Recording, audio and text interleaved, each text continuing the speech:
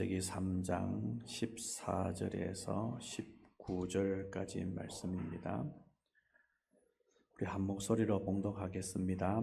여호와 하나님이 뱀에게 이르시되 내가 이렇게 하였으니 내가 모든 가축과 들의 모든 짐승보다 더욱 저주를 받아 배로 다니고 살아있는 동안 흙을 먹을지니라.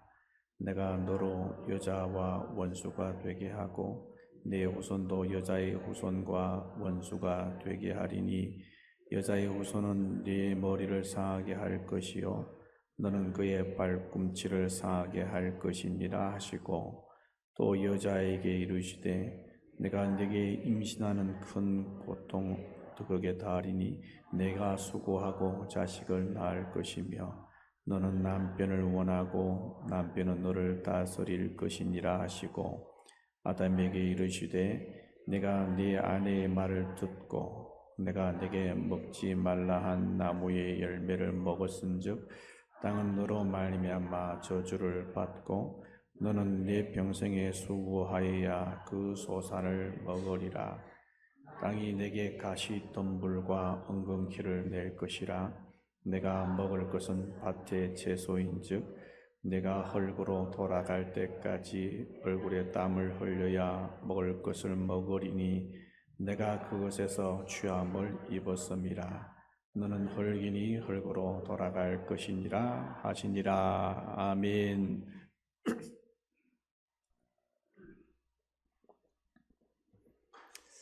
할렐루야. 오늘은 이 본문을 통해서 존귀한 인간이 타락한 모습에 대해서 한번 살펴보겠습니다. 지난주에는 제가 여러분들에게 인간이 어떻게 지어졌는가 하는 부분을 말씀드렸습니다.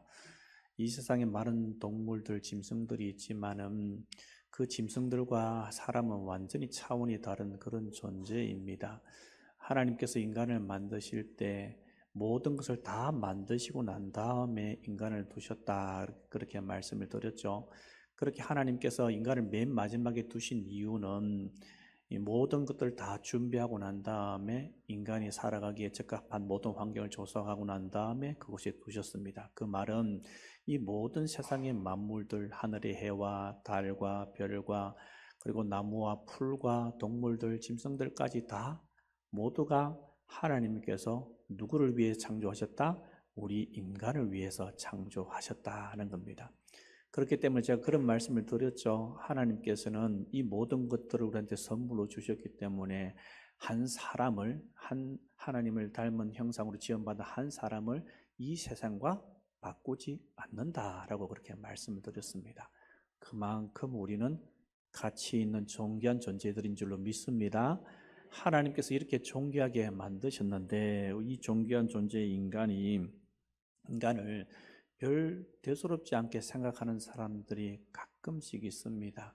그래서 사람 죽는 것을 별 것이 아닌 것처럼 이야기를 하고 사람을 해하는 것을 별 것이 아닌 것처럼 그렇게 이야기합니다. 하지만 인간은 결코 그런 취급을 당할 존재가 아닙니다. 아무리 망나니 같은 사람도 사실은 그 영혼도 굉장히 귀중한 영혼입니다. 왜 그렇습니까?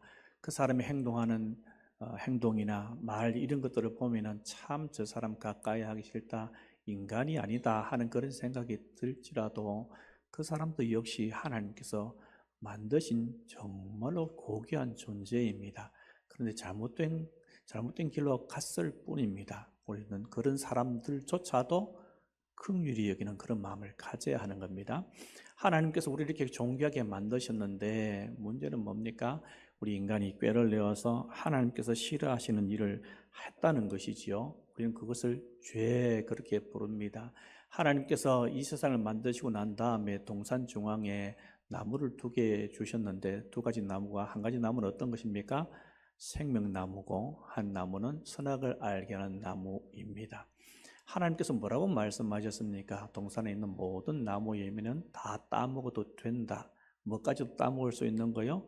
생명나무 열매도 따먹을 수 있는 겁니다.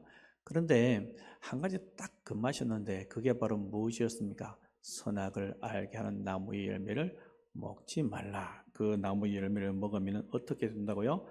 반드시 죽는다. 그냥 죽는 것이 아니라 반드시 죽는다. 이렇게 말씀을 하셨습니다.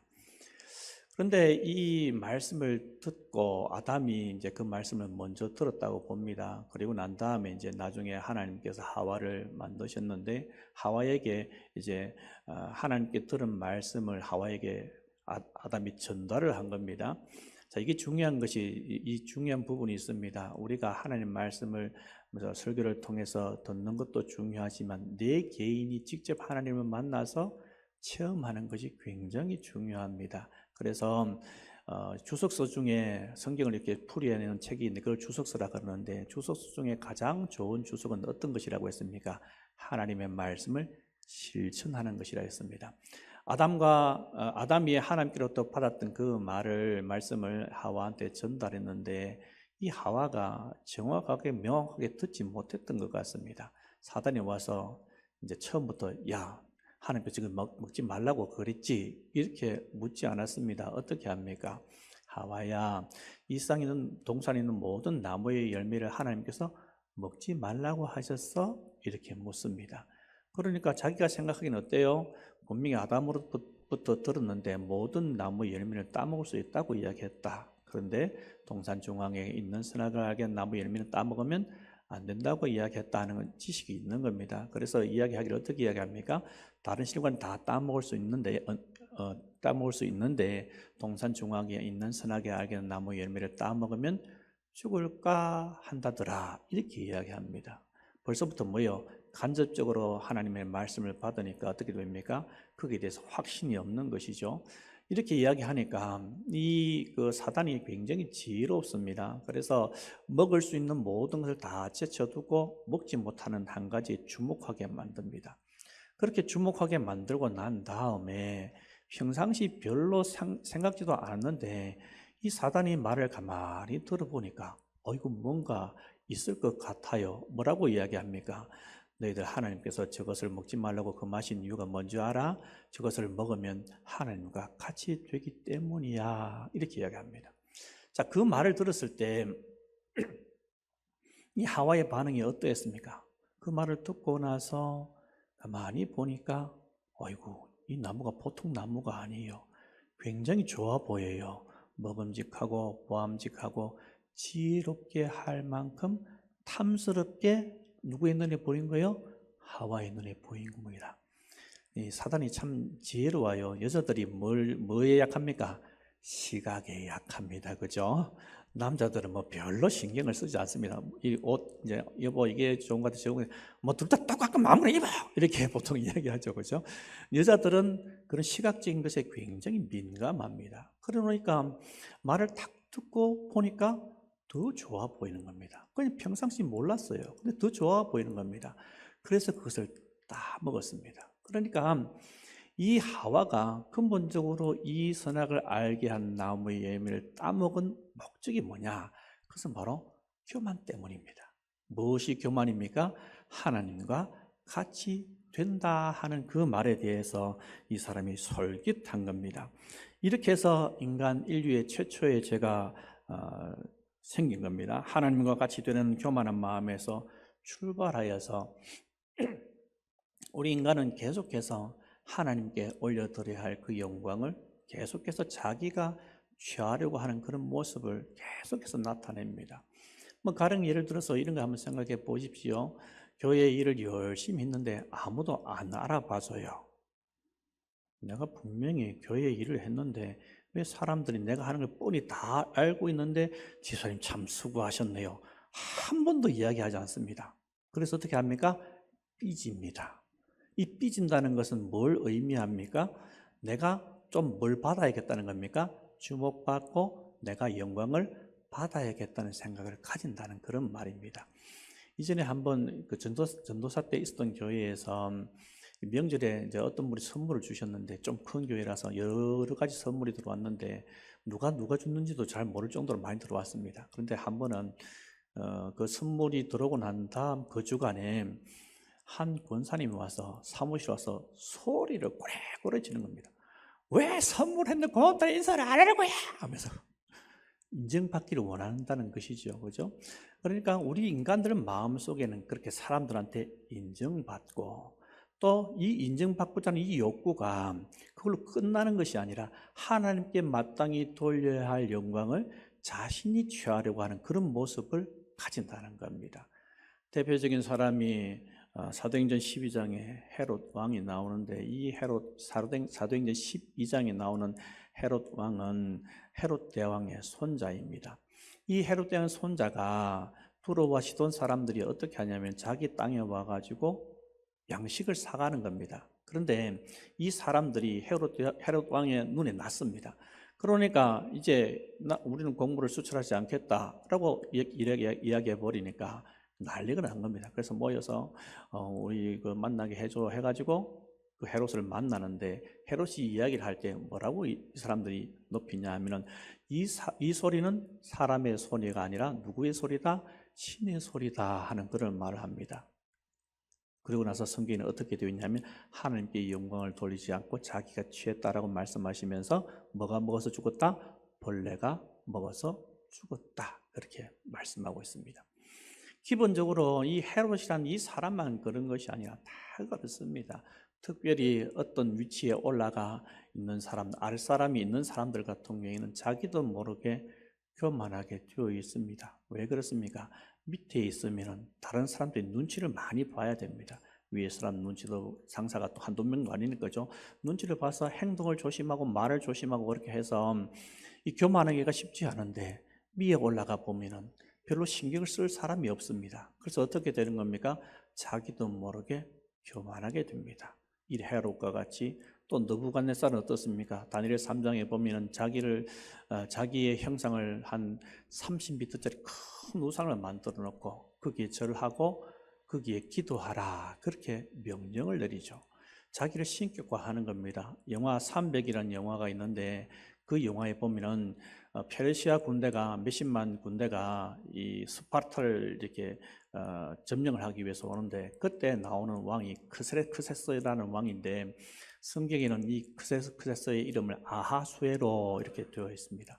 이 아하수에로 왕이 그 땅을 점령하기 위해서 갈 때 그 영화에 이 사람이 했던 대사 중에 굉장히 유명한 대사가 있습니다. 혹시 영화 보신 분 기억납니까? 코미디 프로에서 이것도 많이 활용을 했습니다. 나는 관대하다 이런 말을 했습니다. 그러면서 이 사람이 뭘 이야기하냐면 자기가 신이다 그렇게 이야기합니다. 이렇듯이 사람들은 다 어떤 위치에 올라가게 되면 꼭 왕이 아니더라도 회사의 과장이나 또 어떤 것을 책임질 수 있는 그런 우두머리에 있게 되면 자연스럽게 교만하게 되어 있습니다. 여러분, 저도 그런데 빠질 수가 있습니다. 그러니까 열심히 기도해 주십시오.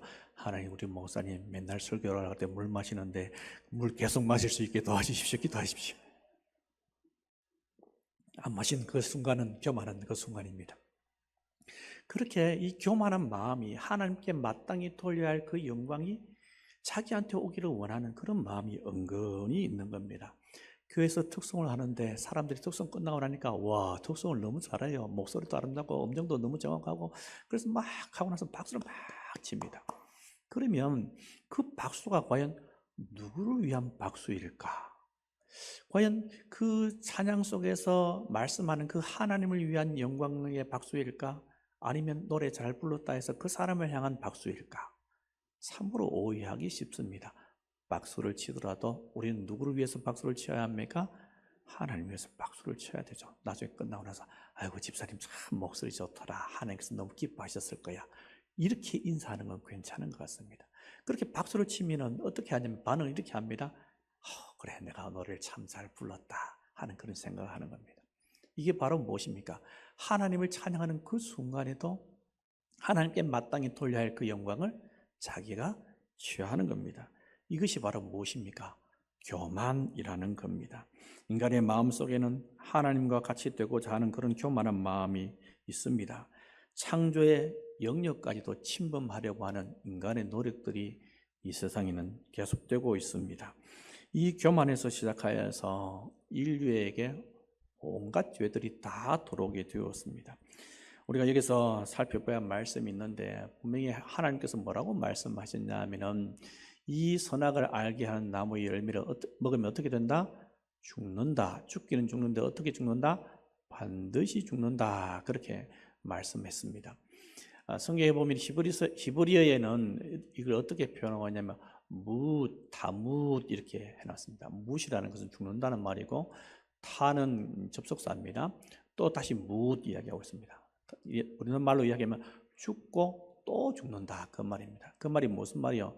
죽는데 반드시 틀림없이 죽는다라고 말씀하셨습니다. 그런데 아담과 하와가 선악을 알게 한 나무의 열매를 먹었습니다. 누가 먼저 먹었어요? 하와가 먼저 먹었습니다. 하와가 선악을 알게 한 나무의 열매를 먹으면 죽는다고 했으니까 탁 먹고 나서 여기는 독이 들어있네 하면서 쓰러졌습니까? 아니죠. 만약에 쓰러졌다면 아담은 분명히 안 먹었을 겁니다. 죽네? 아이고, 내 아내가 죽어서 내 마음이 너무 아프긴 하지만 나는 먹을 수가 없다. 그렇게 하겠죠. 그죠? 어떻게 보면 좀 배신자 같은 느낌도 들긴 하는데. 그래, 그렇게 분명히 먼저 죽었다면, 하나님께서 말씀하신 것처럼 먹으면 진짜 죽는다고 말씀하셔서 진짜 죽었다면 아담은 안 먹었을 겁니다. 그런데 어떻습니까? 안 죽었어요. 그대로 있는 겁니다. 그래서 하와가 준 것을 자기도 받아 먹었습니다. 자, 그렇다면 분명히 하나님께서는 반드시 죽는다. 아주 강조해서 타뭇 죽고 또 죽는다. 죽은 사람이 또 죽을 필요는 없는데 죽고 또 죽는데요.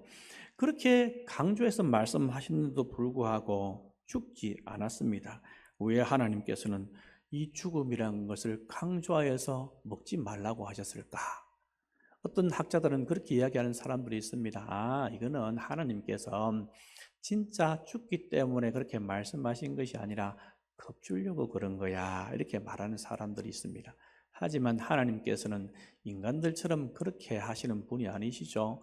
우리 어머니들이 보면 아기들을 기를 때 거짓말을 참 많이 합니다. 예를 들어서 밥 잘 안 먹는 애들한테 밥을 먹을 때는 어떻게 합니까? 딱 한 숟가락만 더 먹자라고 이야기하죠. 그래서 어떻게 합니까? 그렇게 해서 한 그릇을 다 먹입니다. 그죠? 거짓말 잘하죠. 그죠? 또 이런 게 있습니다. 곰 인형 같은 것을 안고 자는 애들한테 어떻게 합니까? 만약에 먼지 알레르기가 있는 아이들이라면 곰 인형 안고 자는 것을 멈춰야 되는데 어떻게 합니까? 네 곰 인형 안고 자면 밤에 곰이 살아나서 네 간 빼먹는디 이렇게 거짓말 한단 말이에요. 그죠? 그래서 겁을 주어서 그 일을 하지 않도록 하는 그런 모습이 있습니다. 하지만 하나님은 어떻습니까? 하나님은 그런 분이 아니십니다. 하나님께서는 한번 말씀하시면 그 말씀을 반드시 이루시는 분이십니다. 너 구원 말씀하셨으면 하나님께서 반드시 그 사람을 구원해 주시고 책임져 주십니다. 너 병이 나을 거야 하면 하나님께서 그 말씀을 반드시 책임져 주십니다. 너 복을 받을 거야 말씀하시면 하나님께서 반드시 그 사람한테 복을 주십니다. 아무리 거부하고 반항을 할지라도 하나님께서 역사하시고자 하면 누가 그 역사를 방해할 수 있겠습니까? 하나님께서는 하시고자 하시는 일을 반드시 이루시는 그런 분이십니다. 이사야 55장에 보면 뭐라고 되어 있습니까? 하늘에서 비와 눈이 내려서 되돌아가지 않고 땅을 적셔서 소출이 나게 하며 싹이 나게 하여서 먹을 것을 종자를 주는 것처럼 내 입에서 나가는 말도 헛되이 돌아오지 않는다라고 말씀하고 있습니다. 이 말이 무슨 말입니까? 하나님은 뭘 안 하신다? 거짓말을 안 하신다는 말입니다. 반드시 그 하신 말씀을 이루시는 분이십니다. 그렇다면 하나님께서 하신 이 말씀은 가짜가 아니라는 말이에요. 반드시 죽는다는 말은 가짜가 아니라는 말입니다. 먹으면 죽는다는 것이 먹고 나서 한참 있다 죽는다는 말이냐? 그 말이 아닙니다. 물론 오늘 본문의 19절에 보면 아담한테 하는 말씀이 너는 흙이니까 어디로 돌아갈 것이다? 흙으로 돌아갈 것이다 분명히 말씀하셨습니다. 이것은 육체의 죽음을 의미합니다. 하지만 하나님께서 하신 말씀은 이 육체의 죽음을 말씀하신 것이 아닙니다. 이 육체의 죽음은 가장 중요한 하나님께서 말씀하신 죽음의 결과로 오는 것일 뿐입니다. 그러면 하나님께서 말씀하신 그 죽음은 뭘까요? 바로 하나님과의 관계 단절을 의미하는 겁니다.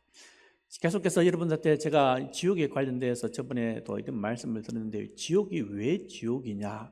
지옥인 이유가 무엇입니까? 지옥에는 희망이 없습니다. 고통뿐입니다. 괴로움뿐입니다. 그런데 그것 때문에 지옥이 되는 게 아닙니다. 그들에게 뭐가 없어요? 하나님의 은혜가 없어요. 하나님의 자비하심과 긍휼하심이 조금도 비춰지지 않습니다. 그렇기 때문에 지옥이 되는 겁니다. 우리가 살아갈 때도 하나님의 은혜 없이, 하나님의 사랑 없이, 하나님의 간섭하심 없이 살아가는 것은 지옥과 똑같습니다. 그 지옥이 지옥 될 수 있는 이유는 하나님께서 함께 하시지 않기 때문에 그런 겁니다. 그래서 하나님과의 관계의 단절은 곧 죽음을 의미한다, 이렇게 말을 할 수 있습니다. 사람의 죽음 중에 육신적인 죽음보다 이 영적인 죽음이 훨씬 더 무서운 것입니다. 사실 육신적인 죽음은 아무것도 아닙니다. 어떤 사람들은 영적인 생명을 위해서 육의 생명을 아무렇지도 않은 것처럼 포기하는 사람들이 있습니다. 우리는 이런 사람들을 뭐라고 부릅니까? 순교자, 그렇게 부릅니다. 왜 사람들이 목숨이 소중한 걸 몰라서 그렇게 합니까? 아니요. 예수님께서 하시는 말씀이 온 천하를 얻고도 자기 목숨을 잃어버리면 무엇이 소용이 있겠느냐라고 말씀하셨습니다.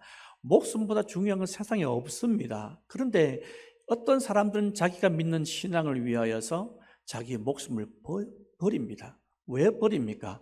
그 육신의 죽음보다도 더 좋은 것이 있기 때문에 그렇습니다. 이 영적인 육신의 죽음은 이 하나님께서 주신 은혜를 이 영적인 죽음은 영적인 죽음은 육신적인 죽음을 오게 만들고, 이 육신적인 죽음을 뛰어넘는 것이 바로 뭐냐? 그것은 바로 영적으로 깨어있고 살아나는 것입니다. 이런 진짜 영적인 죽음이 죽음인데, 이런 죽음이 우리 가운데는 정말로 없기를 소원합니다. 오늘 본문에 보면 하나님께서 죄의 대가로 벌을 내리시는 그런 부분이 나오는데, 저주라는 말이 두 번 등장합니다. 첫 번째는 사단에게 하는 말씀이고, 두 번째는 아담한테 이야기하시면서 땅이 저주를 받는다 하는 그런 말씀을 합니다. 이 저주라는 말은 몹시 미워하는 상태에 재앙이나 불행한 일이 일어나도록 빌면서 바라는 것을 저주한다, 그렇게 이야기합니다. 다른 뜻으로는 하나님께서 또 저주도 하시는데, 하나님께서 내리시는 저주는 죄로 인하여 사람에게 그 악한 것이 내리도록 명령하는 것을 저주한다, 이렇게 이야기합니다. 저번에 제가 그런 말씀을 드렸죠. 축복과 복의 차이점에 대해서 말씀을 드렸죠. 축복은 복을 비는 것입니다. 저주도 역시 악한 것을 비는 것이 저주입니다. 하지만 하나님께 적용할 때는 빈다고 적용할 수 없다라고 말씀을 드렸죠. 왜 그렇습니까? 하나님보다도 더 위대한 존재가 없기 때문에 그렇습니다. 그래서 하나님께서 저주하신다라는 말은 나쁘게 되기를 그렇게 비는 것이 아니라 그대로 그 말씀하신 대로 안 좋게 되는 겁니다. 뱀은 어떻게 됩니까? 뱀은 평생토록 저주를 받아서 배로 다니면서 흙을 먹으면서 살게 될 것이다 라고 말씀하십니다. 뱀은 원래 다리가 있었던 것 같습니다. 다리가 뭐 4개인지 2개인지죠. 알 수는 없지만은 뭐 지네나 이런 것처럼 발이 여러 개 있었는지는 알지 못하지만은 여하튼지 간에 원래 다리가 있었습니다. 그래서 하나님께서 이 저주를 받아서 그 다음부터는 어떻게 해요? 땅에서 기어다니는 그런 존재가 된 겁니다. 그리고 여자는 어떤 저주를 내리십니까? 여자한테는 여자한테는 임신하는 고통을 크게 더하신다, 그렇게 말씀하고 있고, 자식을 낳고 또 남편을 원하고 남편은 너를 다스릴 것이다. 아담은 또 어떻게 저주를 내리십니까? 하나님께서 말씀하시기를 너희가 평생도록 수고하지 않으면 땅의 소산을 먹을 수 없을 것이다. 그리고 농사를 지을 때 땅에서 가시덤불과 엉겅퀴가 나게 될 것이다, 그렇게 말씀하십니다. 그래서 이 죄 때문에 이 세상에서 그치지 않는 수고와 슬픔, 고통이 계속해서 생기게 되었습니다. 우리는 이러한 끊임없는 고통을 당할 뿐만 아니라 때로는 악한 자로 서게 되는 것도 이 죄 때문입니다. 이 하와가 자기가 잘못을 누구한테 전가시킵니까? 뱀에게 전가시키고, 아담은 또 자기의 잘못을 하나님과 또 하와에게 전가시키는, 떠넘기는 그런 모습을 보게 됩니다. 이것이 바로 타락한 인간의 모습입니다. 우리나라 성경에 보면 타락이라는 단어를 여러 가지로 이야기하고 있는데 공통적인 뜻이 뭐냐 하면은 하나님을 싫어하고 떠나고 어긋난 길로 가고 부패한다 하는 그런 뜻이 있습니다. 이렇게 타락하게 되면 그 마음속에 참된 평화가 없습니다. 그 죄의 짐이 우리를 억눌러 하나님 앞에서 마음껏 누리는 평안과 기쁨을 누릴 수 없게 만듭니다. 죄의 지배를 받는 사람은 결국에는 죄의 종으로 살아가게 됩니다. 타락한 인간은 죄의 지배를 받아서 죄의 종로로 타면서 살아가게 되는데, 그렇게 되면 우리 마음속에 하나님을 향한 거룩한 갈망을 잃어버리고 어쩔 수 없이 죄의 종로로 타면서 질질 끌려다니는 그런 삶을 살아갈 수밖에 없게 됩니다. 그러면서 관계 파괴가 일어나는 겁니다. 하나님과의 관계가 파괴되고 또 내 옆에 있는 형제 자매들과 관계가 파괴되게 되어 있습니다. 그런데 문제는 뭐냐 하면은 이렇게 우리 속에 죄가 들어와서 내가 지은 죄 때문에 하나님과 관계가 파괴되고 사람들에게 관계가 파괴되는데도 불구하고 그것을 인식하지 못하고 살아갈 때가 너무 많다는 겁니다. 한번 생각해 보십시오. 내가 어떤 총각인데 어떤 자매를 사귄다. 대판 싸웠습니다. 그러면 반응을 어떻게 합니까? 세상에 여자가 너 하나밖에 없나? 나는 다른 여자 찾아간다. 이렇게 말하는 사람이 있다고 칩시다. 그러면 그 사람은 그 전 여친이죠. 전 여친을 진짜 사랑한 것 맞습니까? 아니죠. 사랑하게 되면 싸우면 굉장히 괴롭습니다. 부부지간에도 마찬가지죠. 싸움이 굉장히 괴롭습니다. 혹시 안 괴로운 분 계십니까? 그러면 사랑하지 않는다는 증거입니다. 니는 니고 내는 내다, 내 삶 사고 네 삶 살아라, 이렇게 말하지는 못합니다. 한 집안에 있는데 어르렁거리면서 눈도 마주치지 않고 말도 하지 않고 살아간다면 얼마나 괴롭습니까? 그런데 보십시오. 이 죄라는 것이 하나님과의 관계를 단절시키는데 우리는 내 속에 죄가 들어와서 때로는 시기하고 질투하고 정오하고 짜증을 부리고 이러한 것들이 마음속에 가득 차 있습니다. 이런 마음 가지고 교회에 앉아있기는 앉아있네요. 참 잘하는 건 맞습니다. 그런데 보십시오. 그렇게 삶을 살아가게 되면 하나님과 관계가 파괴되게 되어 있습니다. 그런데 우리는 거기에 대해서 심각성을 느끼지 못하고 살아갑니다. 저번에 제가 그런 말씀 한번 들었었죠. 사울왕이 하나님께 기도해도 응답해 주시지 않고 우림과 둠밈으로도 응답해 주시지 않고 이 사무엘도 자기한테 오지 않는 것 때문에 답답해하는 그런 모습을 제가 말씀드린 적이 있습니다. 그런데 이 사람이 답답해가지고 제사를 혼자서 드리지 않습니까? 그런데 그런 마음조차도 우리한테는 없다는 겁니다. 하나님과 관계가 파괴되어서 하나님의 음성이 들리지 않고 하나님과 관계가 파괴되어서 내가 예배드려도 예배드리는 것 같지도 않고 찬양드려도 찬양드리는 것 같지도 않은데 그에 대해서 가슴 아파하지 않습니다. 여러분, 병 아닙니까? 아주 심각한 병 아닙니까? 바로 이것이 타락한 인간의 모습입니다. 여러분, 하나님께서는 그런 우리를 향해서 뭐라고 말씀하십니까? 너희들 돌아오라 라고 계속해서 말씀하십니다. 오늘 본문에 사단을 향해서 말씀하실 때 여자의 후손에 대해서 말씀하시는데 이 여자의 후손과 이 사단이 원수가 되고 또 이 여자의 후손과 여자의 후손도 원수가 되게 만들고 또 여자의 후손은 사단의 머리를 상하게 하고 사단은 여자의 후손의 발꿈치를 상하게 한다라고 말씀하고 있습니다. 여기서 말한 여자는 보통 교회를 상징한다 그렇게 이야기합니다. 여자의 후손은 메시아를 상징하고 또 여자를 괴롭히는 사단과 또 사단의 후손들은 사단을 따르는 귀신들을 의미한다. 보통 그렇게 이야기합니다. 이 여자의 후손이 뭘 한다고요? 사단의 머리를 상하게 한대요. 깨뜨린대요. 그 말이 무슨 말입니까? 승리한다는 말씀이죠. 무엇을 통해서 승리하는 겁니까? 예수 그리스도의 십자가를 통해서 예수님은 승리하셨습니다. 주님께서 십자가에 달려 돌아가실 때 다 이루었다라고 말씀하셨습니다. 이 세상의 모든 악한 영들의 역사를 주님의 발 아래 두게 그 십자가의 사건을 통해서 그렇게 만드신 것입니다. 그래서 그 피를 바라보고 그 피를 믿는 자에게는 하나님께서 이 잘못된 길로 가고 있는 우리 하나님과 관계가 파괴되어서 평안을 누리지 못하고 살아가는 우리를 향해서 너 주 예수 그리스도의 피를 봐, 그 피를 바라봐, 그 십자가를 바라봐, 그 십자가의 공로를 바라봐. 그럼 너희들 살 수가 있어. 그럼 너희들 하나님과 관계가 회복될 수 있어. 하나님께서 그걸 통해서 말씀해 주시는 겁니다. 이 잃어버린 하나님의 관계 어떻게 하면 좋습니까? 이 무뎌진 양심 어떻게 하면 좋습니까? 죄에 걸려 넘어졌는데 무엇에 걸려 넘어진지 모르고 살아가는 우리를 어떻게 하면 좋습니까? 습관적으로 죄를 짓는 우리를 어떻게 하면 좋습니까? 술 마시고 담배 피는 우리를 어떻게 하면 좋습니까? 엄나는 동영상에 빠져있는 우리를 어떻게 하면 좋습니까? 내 마음속에 악감정을 품고 남편을 미워하고 아내를 미워하고 사람들을 미워하는 이 감정을 도대체 어떻게 하면 좋습니까?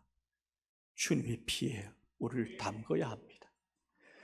주님의 피가 우리 마음에 뿌려질 때 그때 비로소 우리의 죽은 양심이 살아나서 하나님께 나아가고 싶은 그런 마음이 생기는 겁니다. 이제 하나님께서 나를 회복시켜 주셔서 기도하고 싶고 찬양하고 싶고 예배드리고 싶은 그런 마음이 우리한테 나타나야 합니다. 하나님께서는 그걸 원하십니다. 여러분, 하나님께 헌금하는 거요 중요합니다. 하지만 헌금보다 더 중요한 건 무엇입니까? 하나님께서 우리한테 상한 마음을 받기를 원하십니다. 깨어진 마음을 받기를 원하십니다. 그 마음이 있으면 하나님께서 우리를 회복시켜 주실 것이고 잃어버린 평안과 기쁨을 다시 누릴 수 있도록 만들어 주실 것입니다. 이런 은혜가 우리한테 넘치도록 나타나기를 소원합니다.